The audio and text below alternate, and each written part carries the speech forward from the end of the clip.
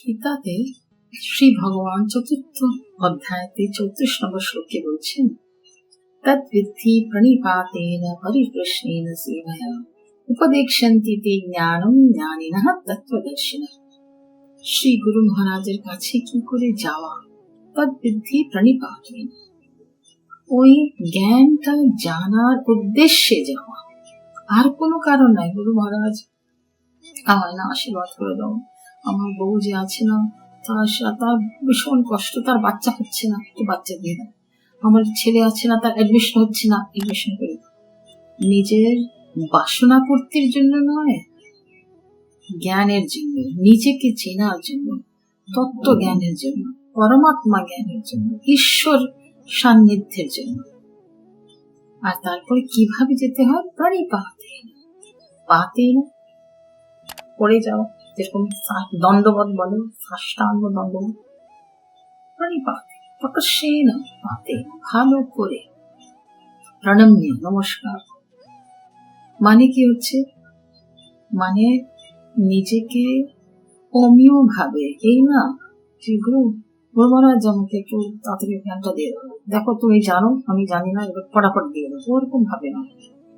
সেরকম ভাবে তাকে শরণাগত হয়ে তার কাছে যাওয়া, যে আমায় এটার জন্য, আমি ওই জ্ঞানের জন্য আমি এসছি আপনার কাছে। প্রণিপাতেন পরিপ্রশ্নেন সেবয়া, প্রশ্ন জিজ্ঞেস করতে।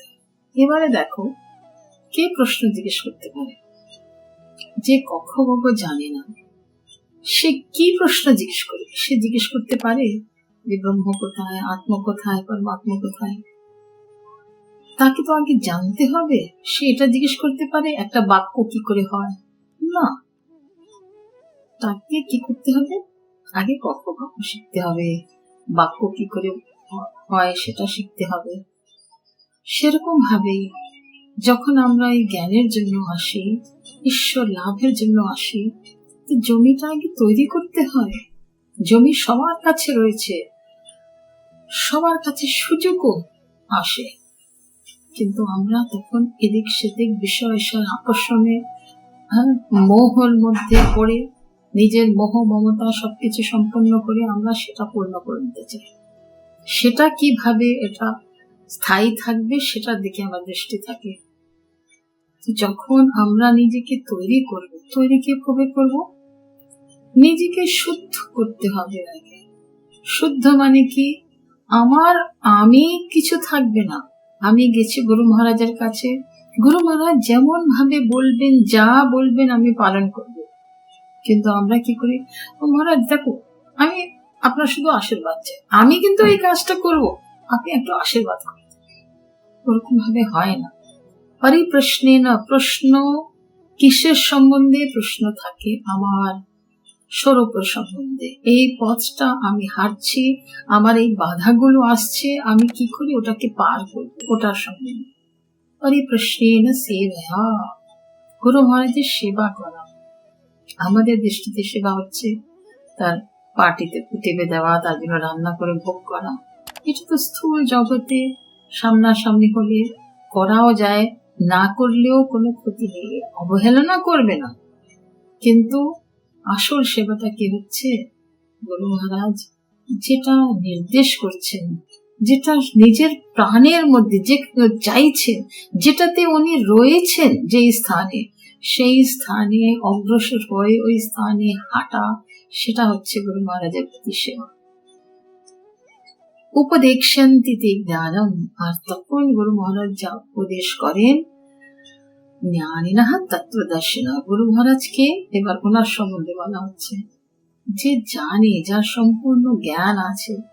তত্ত্বদর্শিনঃ, যে তত্ত্বদর্শী আছে, তত্ত্বকে সে জেনে নিয়েছে, যে এই পথে পথিক সেও ছিলেন, আর করে ওখানে ওটা পার করেছেন। তারপরে ওনার জন্য সবকিছু একটা খেলা হচ্ছে, একটা লীলা হচ্ছে। তো এই লীলার মধ্যে কিভাবে আমরা কোন ভ্রমে আছি, ওই ভ্রমটাকে কি করে দূর করা, সেটা গুরু মহারাজ আমাদেরকে দেখিয়ে দেন। গুরু মহারাজের আমরা কোনোদিন ঋণ শোধ করতে পারি না, কোনো দিন নয়। এই ভ্রান্তিতে থাকবে না। ওনার প্রতি আমাদের একটাই জিনিস আমরা করতে পারি, আর সেটা হচ্ছে শরণাগত। শরণাগত মানে কি হচ্ছে, যেটা উনি আমাদের জীবনে চাইছেন আমরা সেরকম ভাবে করি, সেটার জন্য নিজেকে প্রস্তুত রাখা, নিজের অ্যাভেলেবিলিটি রাখা। আমাদের কি হয়, আমাদের ভগবান, আমাদের গুরু মহারাজ আমাদেরকে ফোন ডায়াল করে, আর আমরা বলতে থাকি যে আমরা খুব ব্যস্ত আছি, কিংবা ওটাতে আসে কলার টিউনে, sorry the phone is busy now, please call after some time। সেরকম ভাবে আমাদের জীবনে আমরা খুব ব্যস্ত সব বিষয় আশয় নিয়ে। এটা হচ্ছে গুরুদেবের প্রতি আমাদের শরণাগতি, গুরুদেবের প্রতি আমাদের ভালোবাসা, গুরুদেবের প্রতি আমরা আমাদের কথা, আমরা যে ওদেরকে একটা কথা দেব, একটা ওদের প্রতি একটা নিষ্ঠা রাখবো, সেটা হচ্ছে আমাদের গুরুর পুজো, গুরুর প্রতি শরণাগত আর গুরু পূর্ণিমা। এটা আমাদের চেষ্টা করতে হবে, আমরা কিভাবে ওই পথ থেকে আমরা পেরিয়ে চলে আসি, যেখানে আমরা ফেসে আছি, মনে হচ্ছে যে আমরা বন্ধনে আছি, সেটা গুরুই আমাদেরকে নির্দেশ করে। তাই